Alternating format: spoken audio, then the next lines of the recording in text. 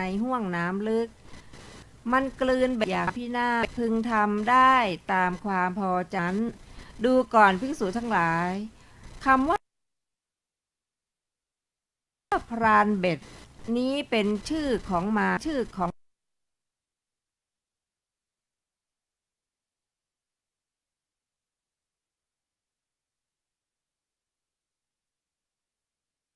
ลาภสักการะและความสรรเสริญภิกษุบางรูปยินลาภและความสรรเสริญแล้ว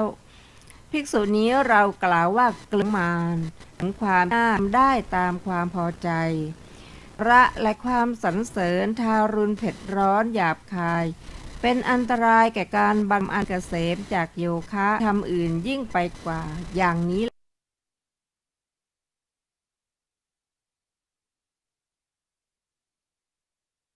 หละเพราะฉะนั้นแหละเธอทั้งหลายพึงศึกษาอย่างนี้ว่าเราทั้งหลายพึงศึกษาอย่างนี้ว่าเราทั้งหลายจักละลาภสักการะสรรเสริญเสียและลาภสักการะและความสรรเสริญที่บังเกิดจากงานของ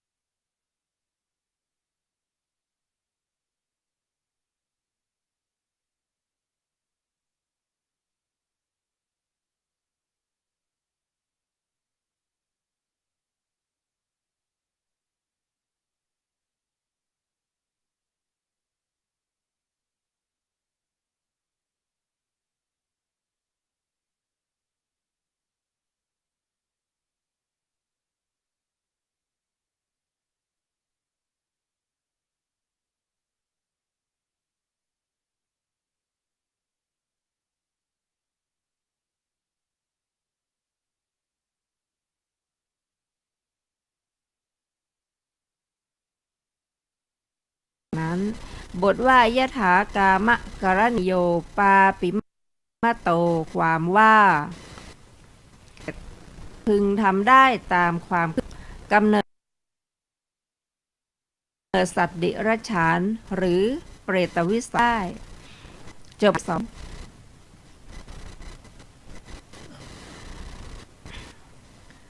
พระสูตรต่อไปกุมมสูตรว่าด้วยคนติดลาภสักการะเหมือนเต่าถูกเชือกมัดพระผู้มีพระภาคเจ้าประพระเชตวันอารามของท่านอนันทบิณฑิก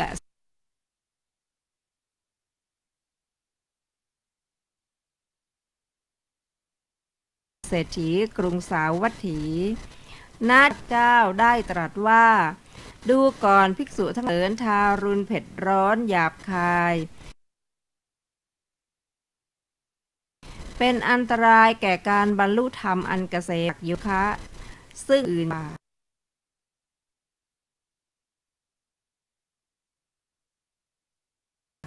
ดูก่อนภิกษุทั้งหลายเรื่องแล้วในห้วงน้ำแห่งอู่อันหนึ่งนั้นเข้าไปหาพูดว่าพ่อเต่าเจ้าอย่าได้ไปยังท้องถิ่นนั้นนะนั้นแล้วถูกนายพรานยิงด้วยลูกดอกลำเต่าตัวที่ถูกยิงเข้าไปหาเต่าตัวนั้น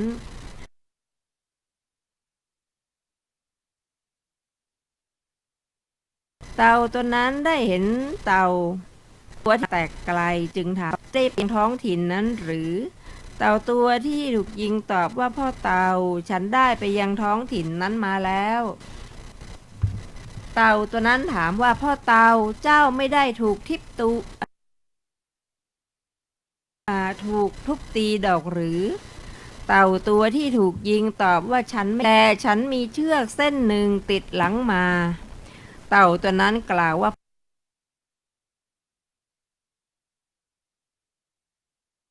พ่อเต่าเจ้าไม่ได้ถูกทุบตีก็ดีละบิดามารดายายของเจ้าทุกถึงความพินาศเพราะเชือกเส้นไปเดี๋ยวนี้เจ้าไม่ใช่พวกของเราแล้วดูก่อนพิสุคำว่านี้เป็นชื่อของมารใจบาปคำว่าลูก ดอกเป็นชื่อของลาภสักการะและความสรรเสริญคำว่าชื่อเป็นชื่อนันทิราคะ ดูก่อนภิกษุทั้งหลายภิกษุบางรูปยินดีสักการะและความสรรเสริญที่เกิดขึ้นแล้วรับทุกข์ถึงขวัญเพราะลาภสักการะและความสรรเสริญดุจลูกดอกถูกมารทำได้ตามความพอใจลาภสักการะและความทารุณอย่างนี้แลเธอทั้งหลายพึงศึกษาอย่างนี้แหละจบที่3 อรรถกถามีดังต่อไปนี้บทว่ามหาได้แก่ตะเต่ากระดองใหญ่ว่าอัคคมาสิความว่าได้ไปด้วยความสำคัญว่าในที่นี้พึงมีของบางอย่างกินเมื่อเขาตรณีสิ่งนั้นก็จะห้ามเราดังนี้บทว่าปปาตายะน้ำเหล็กมีลูกดอกมีเงี้ยงผูกกอดไว้ในด้ามไม้ถือไปพอพุ่งไปติดอยู่ที่กระดองเต่าไม้ก็ดีดออกโดยเร็วเชือกก็มัดเป็นอันเดียวท่านเรียกว่าลูกดอกบทว่าโสยิงบทว่าเยนะโส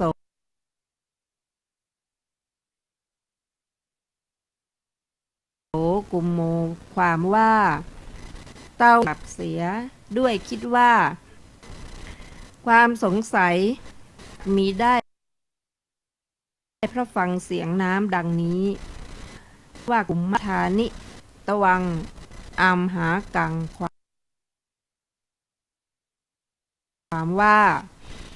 บัดนี้ท่านไปอยู่ของศัตรูของเราอันนี้ถ้าเชือกมา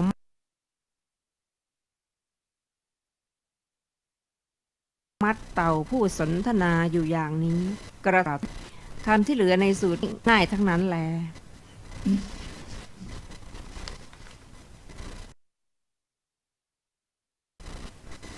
ท่านผู้ฟังที่เคารพครับจากพระสูตรที่ข้อนี้เป็นพระสูตรที่กล่าวถึงลาภสักการะเป็นอันตรายแก่การบรรลุธรรมเราจะมาศึกษาทรงตรัสว่าลาภสักการะเป็นอันตรายแก่การบรรลุธรรมนั้นจากพระสูตรที่เ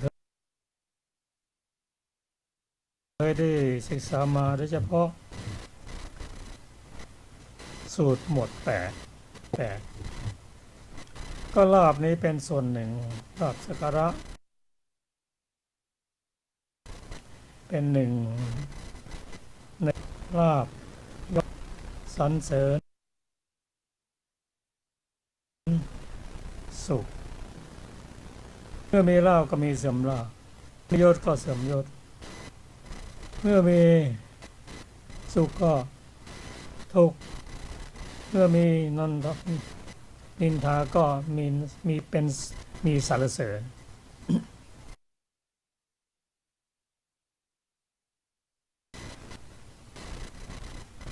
ธรรมเหล่านี้โลก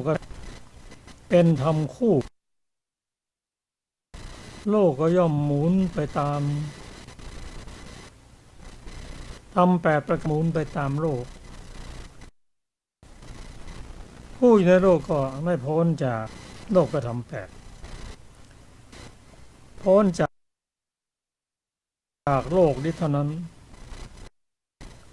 จึงไม่มีโลกเป็นอันตรายแก่การบรรลุธรรมนั้นเพราะลาภ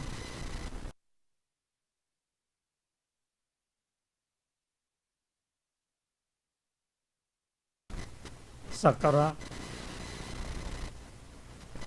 เป็นบุคคลที่บุคคลได้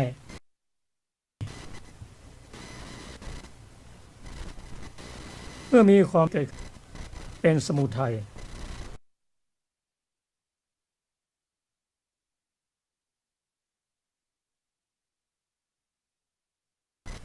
ทำไมต้องเวียนเกิดเวียนตายในโลกนี้ท่านกล่าวโลกกระทำแปดกล่าวถึงลาภสักการะและความสรรเสริญลาภสักการะสรรเสริญเป็นสิ่งทารุณเผ็ดร้อนหยาบคายเป็นอันตรายแก่การบรรลุธรรมอันเกษมจากตัวข้าซึ่งผลนั้นไม่มีธรรมอื่นยิ่งไปเพราะฉะนั้นแหละทั้งหลายพึงศึกษาอย่างนี้ว่าเราทั้งหลายละ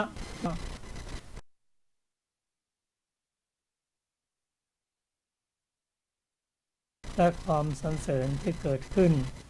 และที่เกิดขึ้นแล้วละเสียไม่ฉะนั้นลาภสั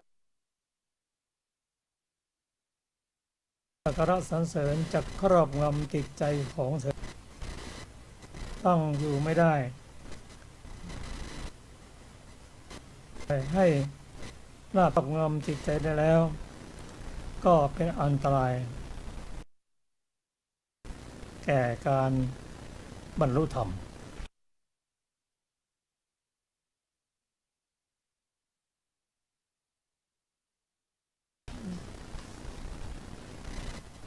หรืออีกในบุคคลปรารถนาละลาภสักการะอันเป็นอันตรายเหล่านี้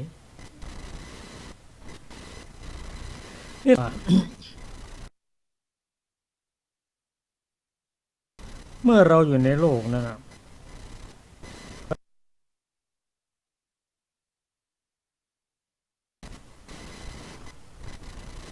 โลกเกิดขึ้นแน่แม้พระอรหันต์บุคคลตราบใดอยู่ในโลกนี้ก็ยังมีโลกธรรมแปดเข้ามาแต่โลกธรรมแปดที่เข้ามาพระอรหันต์คนกับกระทบ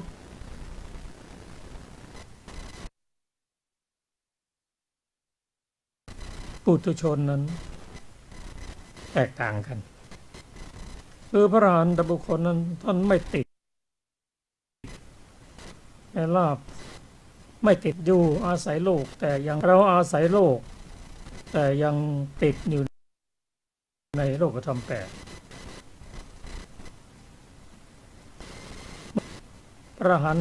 ตบุคคลท่านอยู่ในโลกก็ยังมีร่างกายอาศัยร่างกายอยู่แต่ในโลกอาศัยส่วนพระอรหันต์นั้นท่านไม่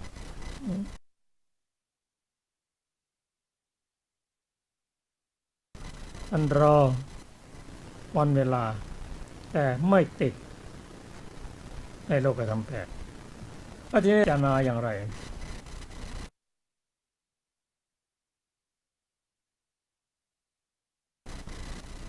เพราะเราไม่ใช่เป็นพระอรหันต์นี่แน่นอนตามที่พระองค์เคยตรัสไว้ว่าถึงแม้โลกธรรมแปดมากระทบก็ไม่พึงยินดีติดใจในโลกธรรมนั้นเมื่อไม่มีโลกธรรมใดๆมากระทบไม่ได้รับโลกธรรมแปดเลยหรือไม่ได้รับสุข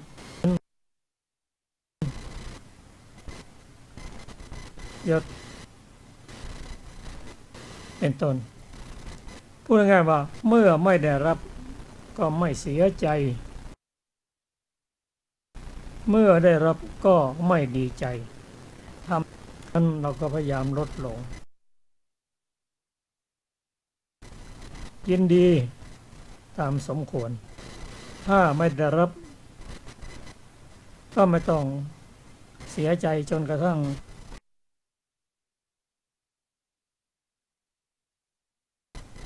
ทุบหัวเป็นต้น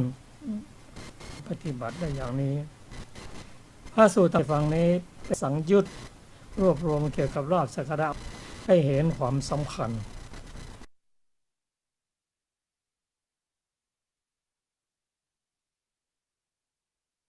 ทำที่ทำให้ติดกับโลกเราค่อยๆละโลกไปทีละนิดละนิด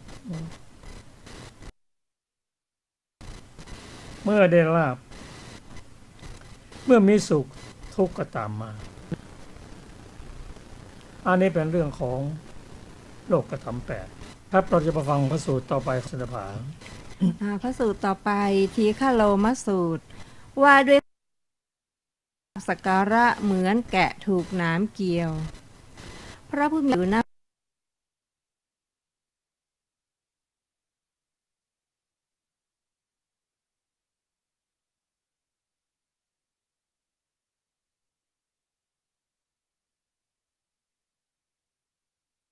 อารามของท่านอนาถบิณฑิกะเศรษฐีกรุงสามสักการะและความสัตย์เป็นอันมีไปกว่าอันภิกษุทั้งหลายแกะขนยาวเราเข้าไปสู่ชัดน้ำมันพึงข้อมเกี่ยวไว้ติดนั้น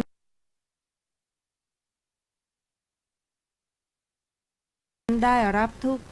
ถึงความพินาศในที่ภิกษุบางรูปในธรรมวินัยนี้อันล่าความสรรเสริญครอบงำก็ฉะนั้นเวลาเช้านุ่งแล้วถือบาตรและจีวรเข้าไปบิณฑบาตยังบ้านหรือนิคมเธอคล้องอยู่อันปัจจัยเกี่ยวไว้ผูกไว้ในที่นั้นๆย่อมได้รับทุกข์ถึงความพินาศในที่นั้นดูก่อนภิกษุทั้งหลายลาระสรรเสริญทารุณอย่างนี้แหละเธอทั้งหลายพึงศึกษาอย่างนี้แหละต่อไปเป็นเอลกะสูตรติดลาภสักการะเหมือนแมลงวันพระผู้มีพระภาคเจ้าประทับอยู่ณพระเชตวันอารามของท่านอนาถบิณฑิกะเศรษฐีกรุงสาวัตถีผู้มีพระภาคดูก่อนภิกษุทั้งหลาย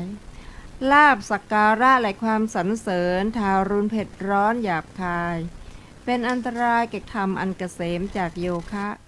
ซึ่งไม่มีธรรมอื่นยิ่งไปกว่า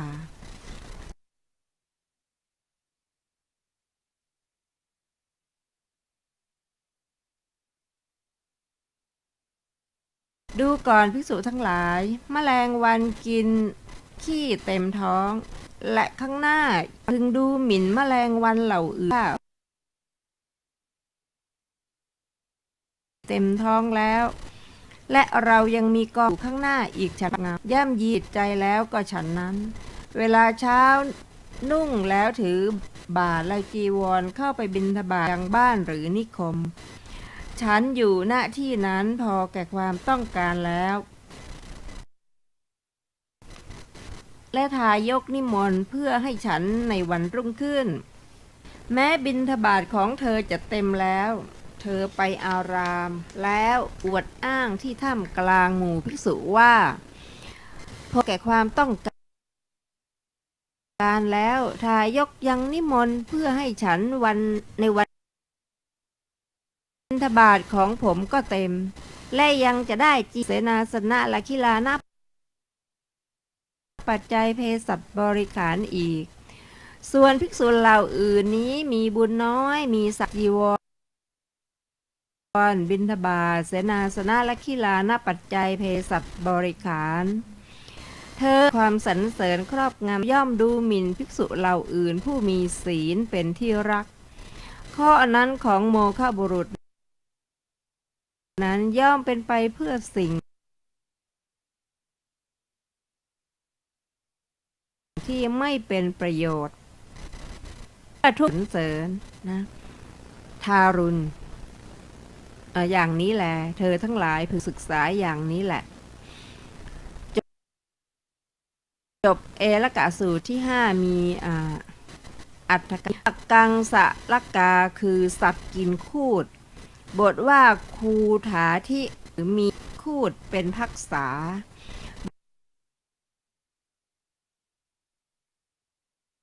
บทว่า คูถะ ภายในเต็มด้วยคู่นา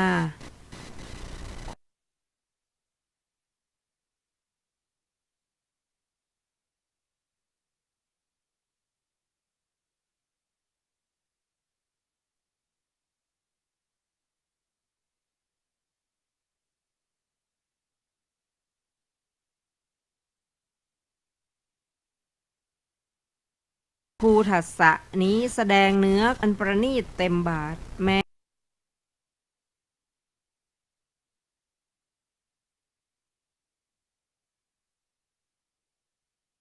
อื่นอีกพึงมีแก่เขา จบอัตถกถาเอละกะสู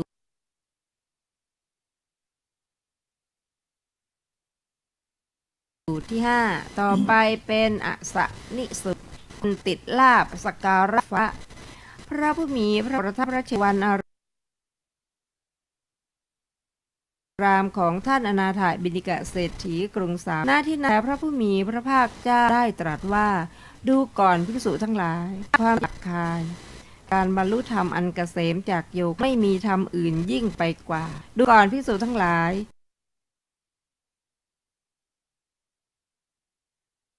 ขวานฟ้าตกถูกใครลาภสักการสรรเสริญย่อมตามผู้ยังอานี้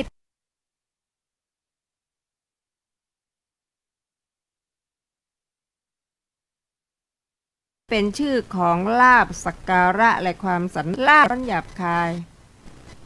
อย่างนี้แหละเธอทั้งหลายพึงศึกษาอย่างนี้แหละอรรถกถาอสนิสูตรที่6บทว่า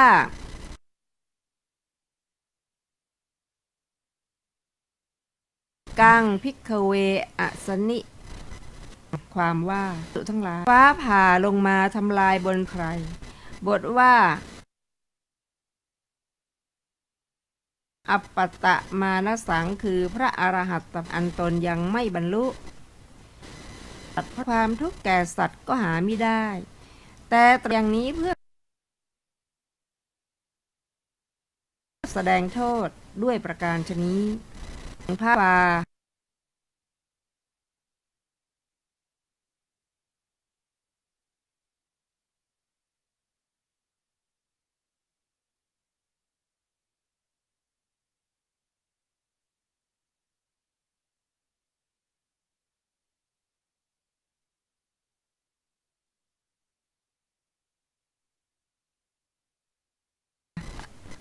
ฟ้าผ่าลงบนศีรษะให้เท่านั้นย่อที่6เป็นที่ลูกศรพระผู้มีพระภาคเสร็จณที่นั้นแล้วพระผู้มีพระภาคเจ้า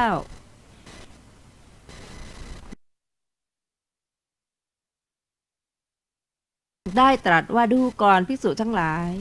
ลาภเผ็ดอันตรายแก่การบรรลุธรรมอันเกษมจะซึ่งไม่มีธรรมอื่นยิ่งไปกว่าดูก่อนภิกษุทั้งหลายเอาแรงใครด้วยลูกศรคือ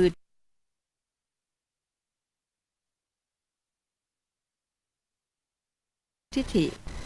ลาภสักการะและความสรรเสริญย่อมตามถึงพระเสด็จผู้ยังไม่คำว่าลูกศรนี้เป็นชื่อของลาภสักการะสรรเสริญดูก่อนภิกษุทั้งหลายลาภสักการะและความสรรเสริญทารุณเผ็ดร้อนหยาบคายเป็นอันตรายแก่การบรรลุธรรมอันเกษมจากโยคะ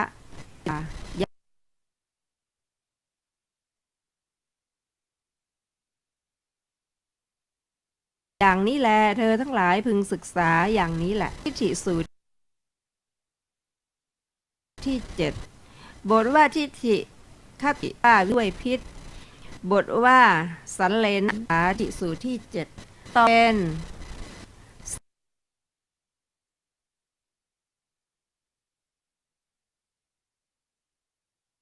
สิกขาลสูตรว่าด้วยคนติดลาภสักการะ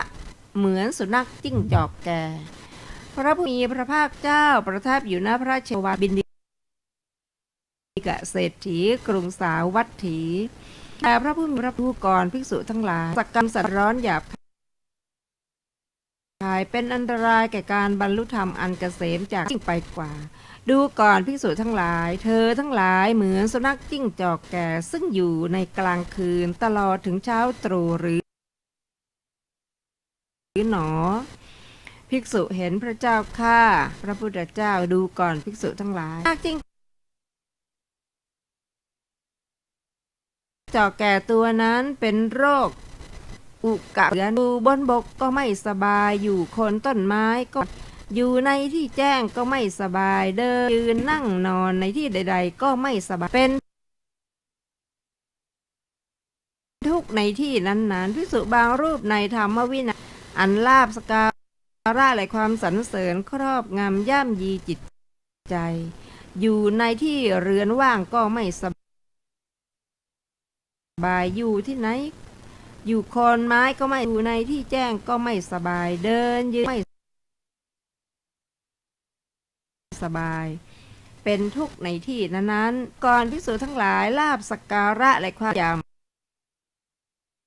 คายอย่างนี้แลเธอทั้งหลายพึงศึกษาอย่างนี้แหละจบสิกขาสูตรที่8ดังต่อไปนี้ชระสิกขาโลคือสุนัขจิ้งจอกกายแม้มีสีดังทองก็เรียกว่ากายเปื่อยเน่าชั้นใด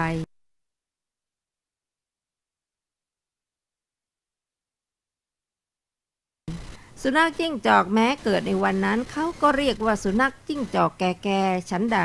กันนักเกนั่นนามะอย่างนี้ได้ยินว่าโรคนั้นเกิดในเวลาหนาวเมื่อมันเกิดขนหลุดระทั้งสิ้นไม่มีขนย่อมผุพองแผลที่ถูกลมพัดเสียดแทงคนถูกสุนัขบ้ากัดทรงตัวไม่ได้หมุนไปฉันใดเมื่อมันเกิดอย่างนี้คนนั้นพึงไปฉันนั้นไม่ปรากฏว่าในที่โน้นจักมีความสวัสดีดังนี้จบเวรัมภสูตรว่าด้วยคนติดลาภสักเหมือนนกถูกลมบ้าหมูพระผู้มีพระภาคเจ้าประทับอยู่ณพระเชตวันอารามของท่านอนาถบิณฑิกเศรษฐี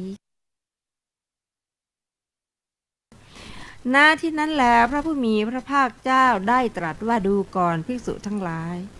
ลาภสักการะความสรรเสริญทารุณเผ็ดร้อนอย่างบรรลุธรรมอันเกษมจากโยคะ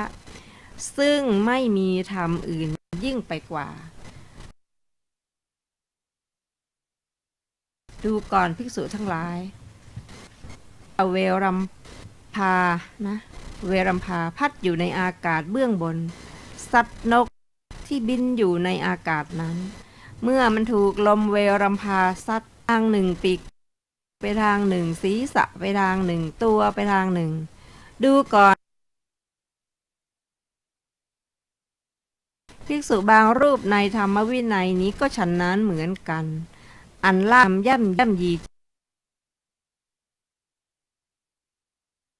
จิตแล้วเวลาเช้านุ่งแล้วถือบาทจีวรเข้าไปบิณฑบาตยังบ้านไม่รักษากายวาจารวมอินทรีย์ตุคามนุ่งห่มผ้าลับๆล่อๆในบ้านนั้นครั้นเห็นแล้วราคะย่อมครอบ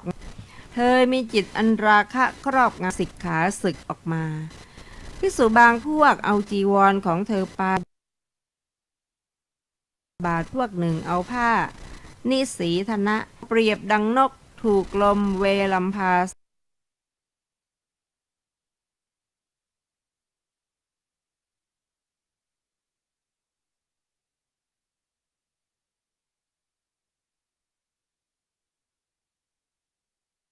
ซัดไปฉะนั้นดูก่อนภิกษุทั้งหลายลาภสักการะและความสรรเสริญทาง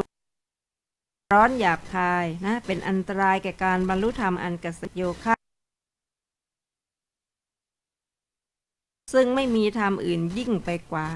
อย่างนี้ละคาถาพระสูตรพึงทราบวินิจฉัยดังต่อไปนี้บทว่าได้แก่มีชื่ออย่างก็ลมเหล่านั้นพัดในที่เช่นไรตอบว่าบุคคลยืนเกาะทั้งสี่ปรากฏเป็นโพปักขีความว่าเมื่อฝนตกร้อน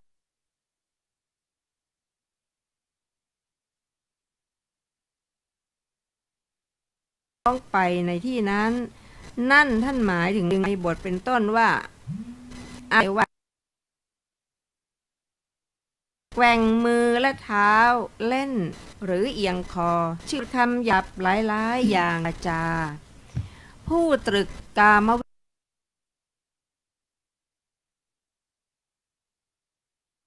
วิตกเป็นต้นชื่อว่าไม่รักษาจิตปฏิยาได้แก่ไม่ดำรงกายยคตาสติไว้ จบอัตถกถาเวรัมพสูตรที่9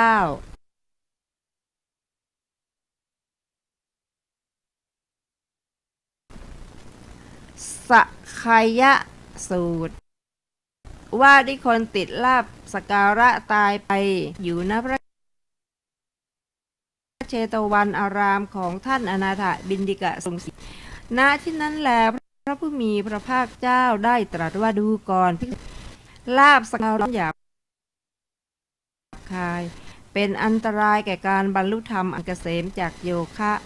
ไม่มีธรรมอื่นยิ่งไปกว่าภิกษุทั้งหลายเราเห็นคนบางอันสักการะครอบงำย่ำยีจิตแล้ว เมื่อตายไปเพราะกายแตกทำลายต้องเข้าถึงอบายทุกติถึงเราเห็นคนบางคนในโลกนี้อันความเสื่อมสักการะครอบงำย่ำยีจิตเมื่อตายไปเข้าถึงอบายทุกติวินิบาตนรกโลกนี้อันสักการะและความเสื่อมสักการะทั้งสองอย่างแล้วเมื่อตายไปเพราะกายแตกทำลายต้องเข้าถึงอบายทุกติวินิบาตนรกสุทั้งหลายลาภสักการะและความสรรเสริญนะทารุณเผ็ดร้อนหยาบคายเป็นอันตรายแก่การบรรลุธรรมอันเกษมจากโยคะไม่มีธรรมยิ่งไปกว่าเธอทั้งหลายพึงศึกษาอย่างมีพระภาคเจ้าผู้สุคตศาสดาครั้นได้ตรัสนี้แล้วได้ตรัสคาถาประพันธ์ต่อไปว่าสมาธิของข้าอยู่ด้วย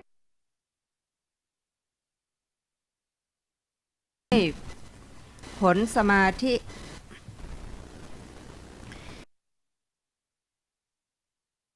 และความเสื่อมสักการะผู้นั้นเพ่งอยู่กันเป็นไปติดต่อเห็นแจ้งด้วยทิฏฐิอย่างละเอียดเป็นที่สิ้นอุปาทาน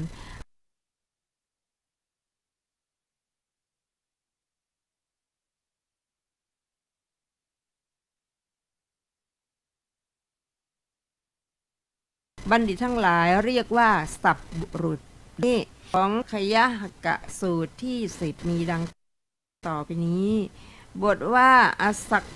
การะสองอย่างบทว่าสมาธิคืออรหัตผลสมาธิก็สมาธินั้นไว้ด้วยอสักการะบทว่าอัปปมาณวิหาริโนคืออยู่ด้วยผลสมาธิหาประมาณไม่ได้ว่าสาตติกาคือทำติดต่อกันบทว่าสุมะทิฏฐิวิปัสสกความว่า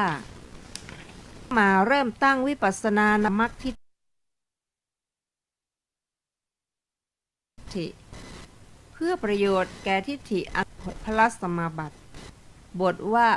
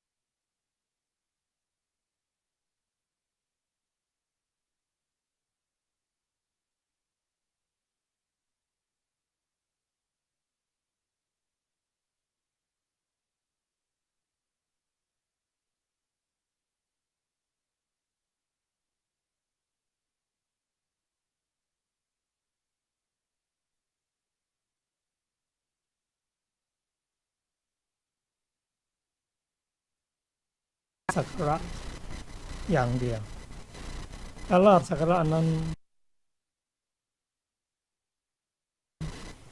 ว่าไปก็เป็นตัวสุทัย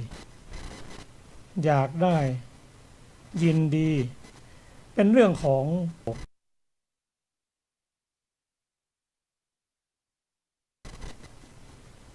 แต่ถ้าอยากจะพ้นของละ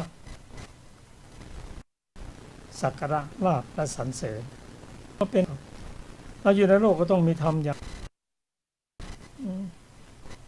ไม่ทุกข์ก็สุขตามกันมายินดีสรรเสริญลาภยศ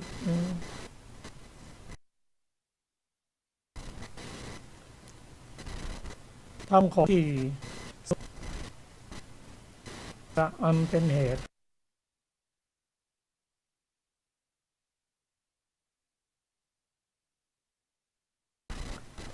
ให้ไม่สามารถบรรลุทำได้หมุนไปตามโลกแต่ถ้าไม่พิจารณาก็คือกิเลสเราโลภก็คือเมื่อไม่ได้ลาภ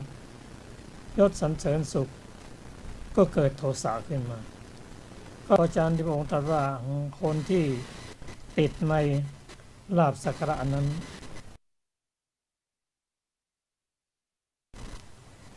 คือเป็นผู้สะสมโลภะก็ในชมนะนั้นพิจารณาอยู่สองอย่างนั่นเองพิจารณาตัวอะไรพิจารณาส่วนไหนที่เป็นกุศลถ้าไปติดอยู่ในลาภสักการะนั่นก็ตัวอกุศลเป็นกิเลสเป็นตัว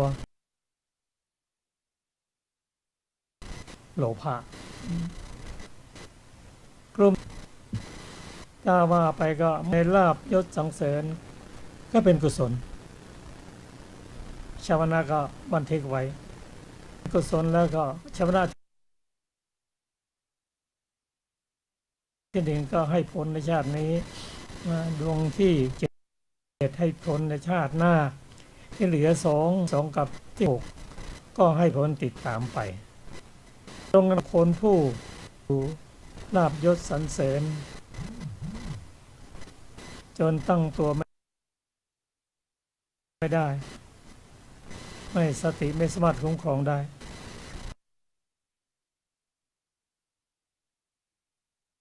อกุศลพิจารณา2อย่างนั่นนะกุศลกับอกุศลนั่นนะถ้าเป็นกิเลสก็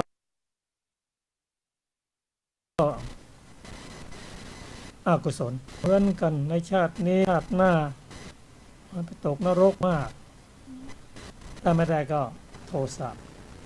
มันก็กิเลส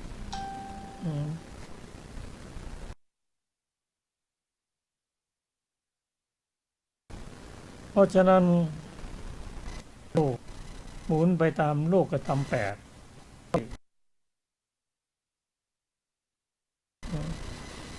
พยายามพิจารณาว่าถ้าเราไม่ได้สุข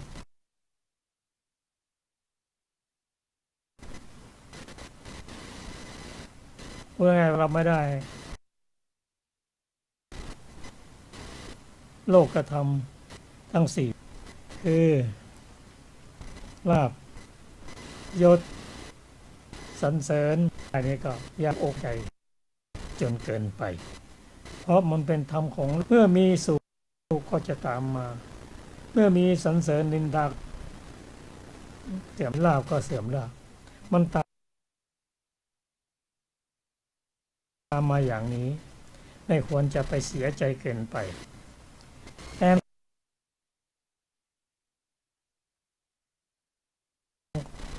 ของอรหันตบุคคลเรายังมีกิเลสอยู่ไปเมื่อใดก็ตาม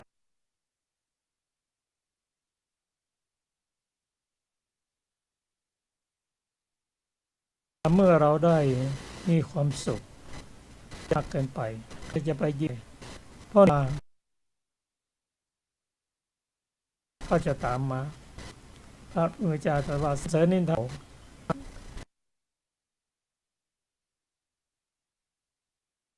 คนไม่มีบุคคลไม่เคยถูกไม่มีในโลกของโลกเมื่อมีสุขมียศลาภมีสรรเสริญก็อย่าไปติดใจดีใจจนเกินไป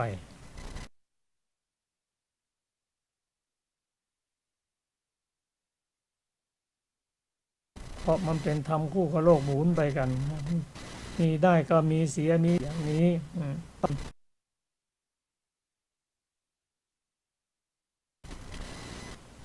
ศีลสมาธิปัญญาพัฒนาขึ้นสิ่งเหล่านี้มันก็จะลดลงไปด้วยปัญญาทำให้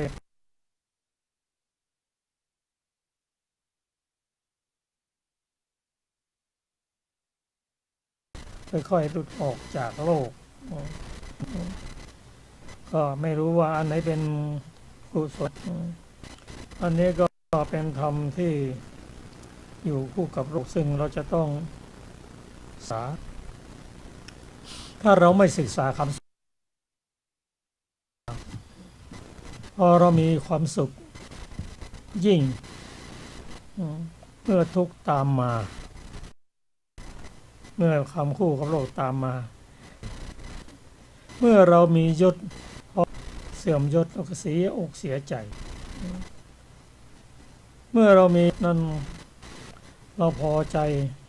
ดีใจมากนั่นก็เป็น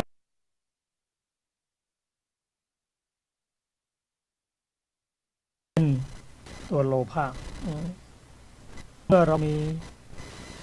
เห็นเรากำลังได้ยศเนี่ย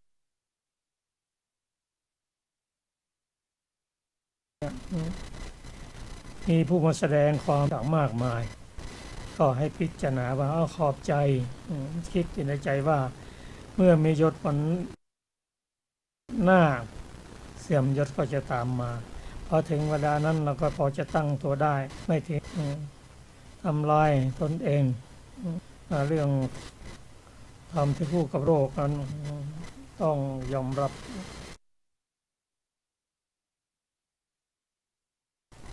ว่าเมื่อมีแล้วก็มาครับเวลาพอที่จะศึกษาอีกพระสูตรพระสูตรต่อไปอยู่ในทุติยวรรคที่2นะคะคือสูตรด้วยลาภสักการะเป็นอันตรายแก่การบรรลุธรรมพระเจ้าประทับอยู่ณพระเชตวันอารามของท่านอนาถีหน้าที่นั้นแลมีพระภาคเจ้าได้ตรัสว่าดูก่อนภิกษุทั้งหลายลาภสักการะและความสรรเสริญทารุณเผ็ดร้อนหยาบคายเป็นธรรมอันเกษมจากโยคะซึ่งไม่มีธรรมอื่นยิ่งไปกว่าดูก่อนภิกษุทั้งหลายเรากำหนดแล้วย่อมรู้บุคคลบางคนในโลกนี้แม้เพราะถาดทองคำเงินท่านผู้นี้ก็ไม่จงใจพูดมุสาแต่สมัยก่อนเราเห็นเขาถูกลาภสักการะและความสรรเสริญครอบงำย่ำยีจิตใจแล้วก็กล่าวรู้ได้ดูก่อนภิกษุทั้งหลายลาภสักการะและความสรรเสร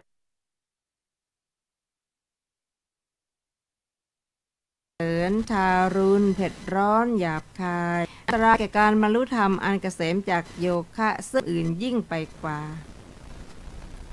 อย่างนี้แหละเธออย่างนี้ต่อไปทุตของอัตถกถาของสุวรรณปาติสูตรที่ที่1นะคะพึงทราบวินิจฉัยในสุวรรณปาติสูตรที่1แห่งวรรคที่2ดังต่อไปนี้บทว่าสัมปชานะมุสาภาสันตังความว่ากล่าวมุสาทั้ง ที่รู้อยู่ด้วยเหตุแม้เพียงเล็กน้อยบทว่าสีลังปูเรสามิ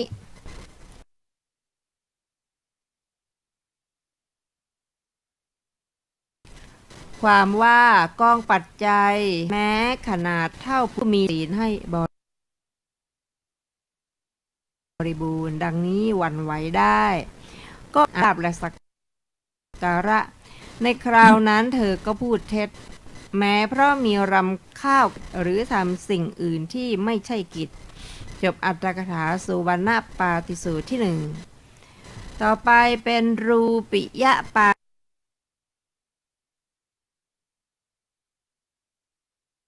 ด้วยลาภสักการะเป็นอันตรายแก่การบรรลุธรรมพระภาคเจ้าบิณฑิกะเศรษฐีกรุง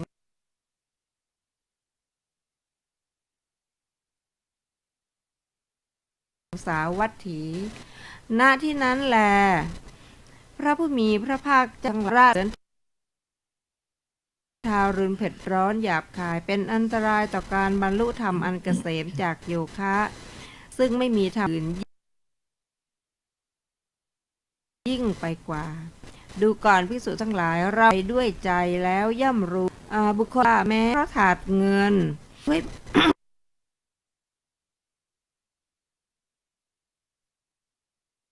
ขออภัยอันเต็มด้วยผงทองคำเป็นเหตุนี้ไม่มุสาแต่สมัยต่อมาถูกความสรรเสร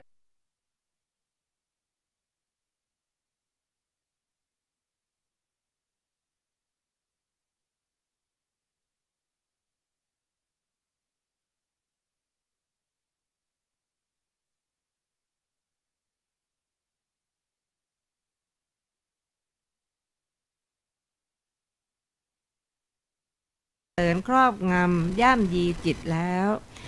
รู้ได้สรรเสริญเข็มจากโยคำอื่นอย่างนี้แลเธอทั้งหลายพึงศึกษามีอัตถกถาของ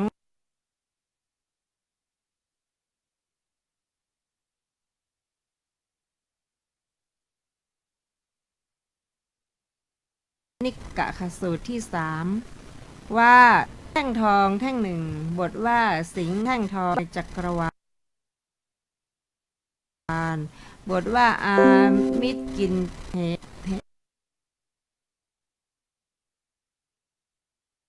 ได้แก่เพราะเหตุแห่งแม้รำข้าวกำหนึ่งบทว่าชีวิตเหตุคำว่าเมื่อถูกโจรในดงเพราะเหตุแห่งชีว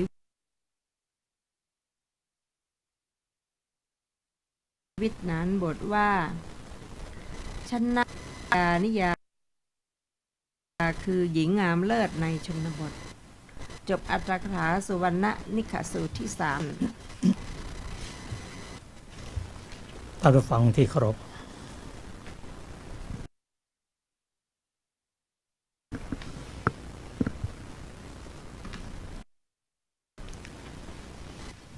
โลกธรรม8เป็นธรรมที่คู่กับโลกนั้นถ้าได้มาด้วยการกระทำที่ถูก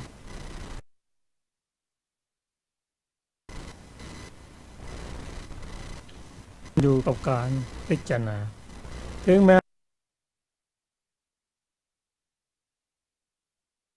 เราจะได้มาโดยชอบธรรมลาภยศสรรเสริญสักการะเหล่านั้นเราต้องพิจารณาเหมือนที่พระองค์จะตรัสว่าการให้สอยปัจจัย4แม้จะด้วยความเป็นธรรมแต่พิจารณาว่าเราได้ลาภสักการะนั้นมาแต่ทำวันนี้ทำให้เราติดอยู่ในโลกก็ต้องพิจารณา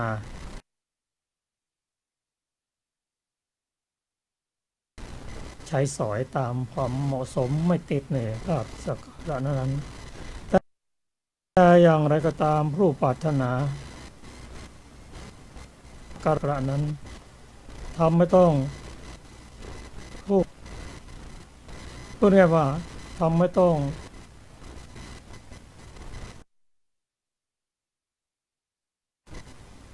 ไม่ถูกตรงกับศีลเป็นการอย่างนี้แน่ว่าจะต้องนำไปสู่อบายก็การมาเรียนให้ท่านผู้ฟังได้ทราบที่ผมตรัสไว้ว่าทำ7ประการเป็นไฉนดูกันภิกษุในธรรมในนี้เป็นผู้มุ่งสักการะ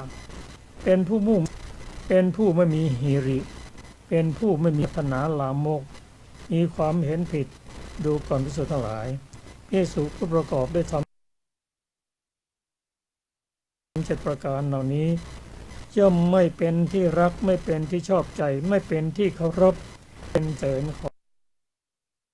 งเพื่อนพรหมจรรย์ทั้งหลายครับท่านผู้ฟังรายการศึกษาธรรมนำสุขก็จบลงด้วยเวลาในวันนี้นะคะสำหรับวันนี้ขอบคุณค่ะขอบคุณทุกท่านที่ติดตามนะคะ